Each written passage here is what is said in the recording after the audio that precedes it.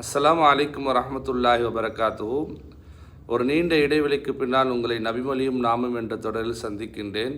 ஸல்லல்லாஹு அலைஹி வஸல்லம் அவர்கள் சொல்லுவார்கள், ஒரு மனிதன் காலை எழுந்தவுடன் நாவை பார்த்து மற்ற உறுப்புகள் கேட்குமாம், நாவே, எங்கள் விஷயத்தில் அல்லாஹ்வை அஞ்சிக்கொள்.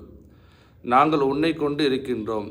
நீ நேராக இருந்தால் நாங்களும் நேராக இருப்போம், நீ கோணலாகிவிட்டால் நாங்களும் கோணலாகி விடுவோம் என்று மற்ற உறுப்புகளெல்லாம் நாவை பார்த்து இந்த வார்த்தைகள் சொல்லும் என்று நபி ஸல்லல்லாஹு அலைஹி வஸல்லம் அவர்கள் சொன்னார்கள். அதாவது நாவு செய்யக்கூடிய தவறினால், நாவினால் வரக்கூடிய வார்த்தையினால் அதனால் பாதிக்கப்படுவது மற்ற உறுப்புகள் தான் என்பதை, மற்ற உறுப்புகள் எச்சரிக்கை செய்வதை நபி ஸல்லல்லாஹு அலைஹி வஸல்லம் அவர்கள் சுட்டி காட்டினார்கள். எனவே நம்முடைய நாவை சரியான முறையில் நல்ல காரியங்களுக்கு மட்டும் பேசுவோம், பயன்படுத்துவோம்.